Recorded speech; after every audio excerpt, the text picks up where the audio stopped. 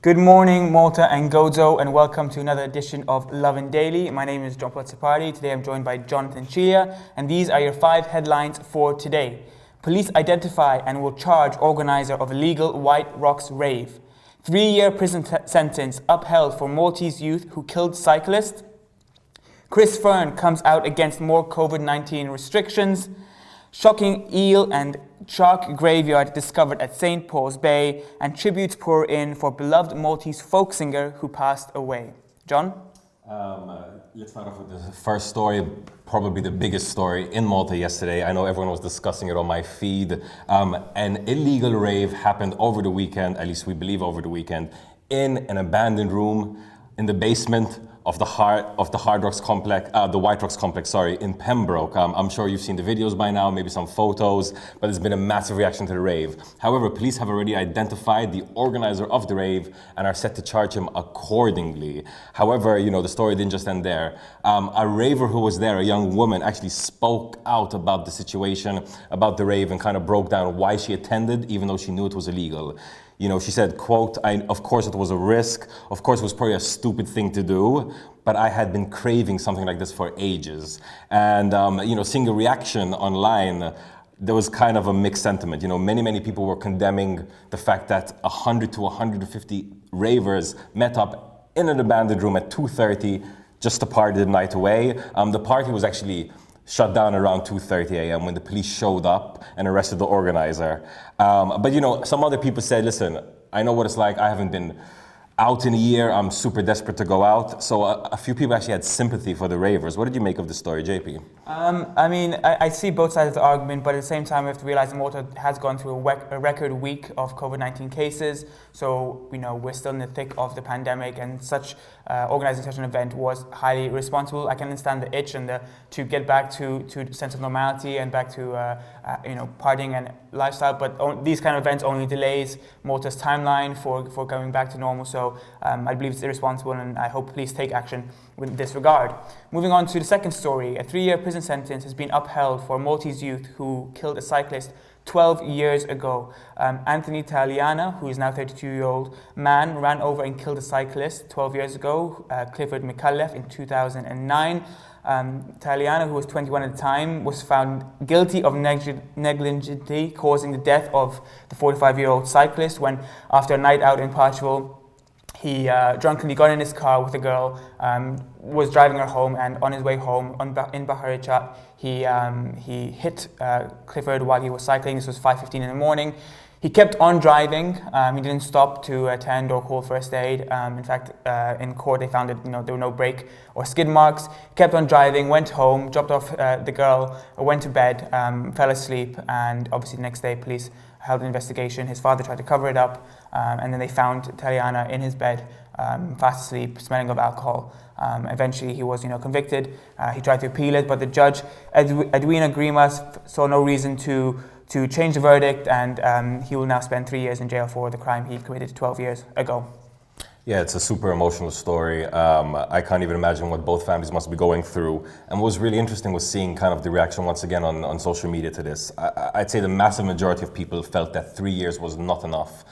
3 years imprisonment, and probably he's only going to serve you 1 or 2 years, was just not enough for killing a person, even if it was accidental. However, I did see quite a few people saying, listen, this guy's been waiting 12 years to be sentenced. That's 12 years of living with this cloud over your head every day, and that he's been walking on eggshells for 12 years. So a few people even had sympathy for Taliana. So very interesting to see that over there. Moving on to the third story. So obviously, as JP said before, over the last week, there's been a spike in COVID-19 cases in Malta, and there's been an increased call for a lockdown or some sort of, extra quarantine measures to be brought into Malta to control the pandemic. However, Health Minister Chris Fern has said, there's not really any reason to, because our vaccination program is the so-called circuit breaker that is here to stop the spread of the pandemic. On Reno Bajaya's show, Istatsi, he was asked, listen, what do you think about a circuit breaker, and would the lockdown be the circuit breaker? But he said, no, listen, a lockdown wouldn't be the circuit breaker. The vaccination program is,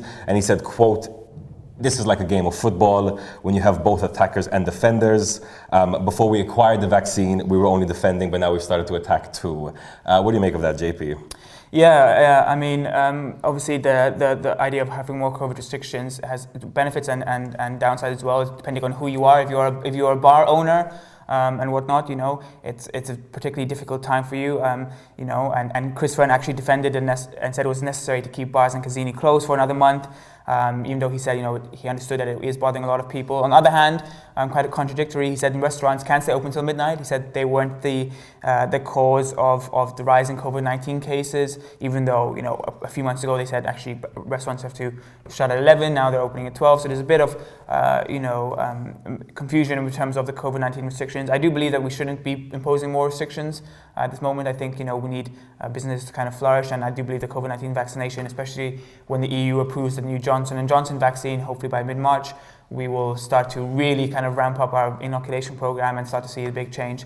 And according to Fern, on the projection we are now, by summer we'll return to a sense of normality. We'll achieve herd immunity. So I think we're just going to stick it out a bit longer. But obviously, in the cases where you have the illegal raves and stuff, obviously those don't help as well. So it really depends on how responsible people are. But obviously, COVID fatigue is kind of hitting in, and we got to push a bit longer. Moving on to our fourth story.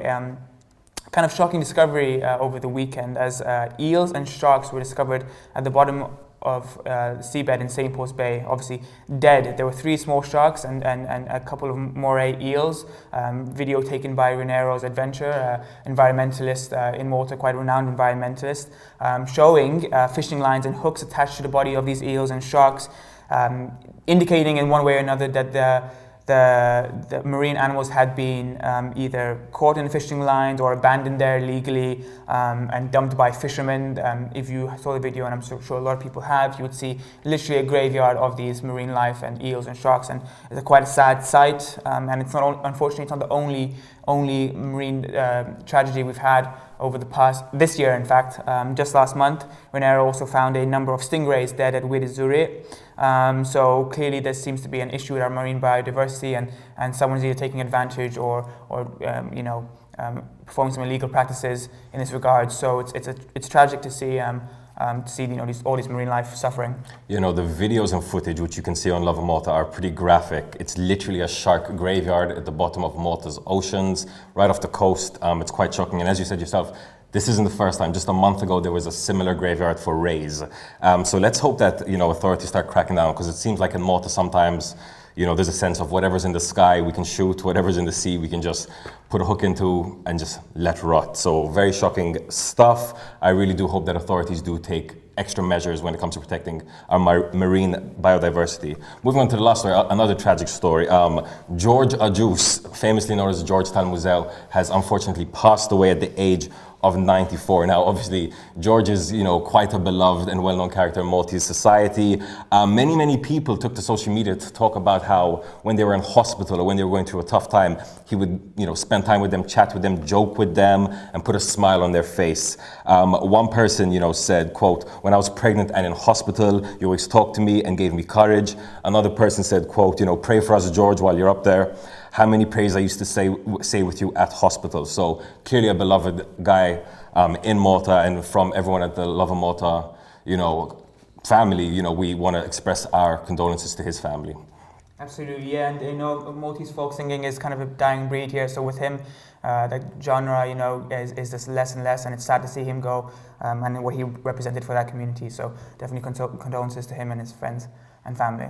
On that note, I think that brings us to the end of today's episode. Stick around, because we're going to show you a really, really cool trailer for Lovin Malta's latest production, where we spoke to a chef who came to Malta from Africa to start a new life, and he's been super successful and is cooking up some incredible meat. So check that out.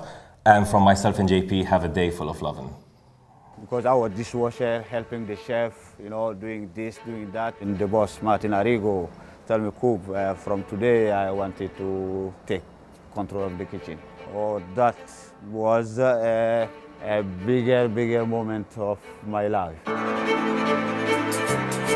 I was thinking of 2 things. I will be going to Europe or I will die in the sea, because I have no option. We hear about the migration crisis in the Mediterranean Sea all the time, but we so often forget about the humans at the center of it all. We are not what they think, because we are fighting a lot for ourselves. We are hard workers. I think we should have the respect.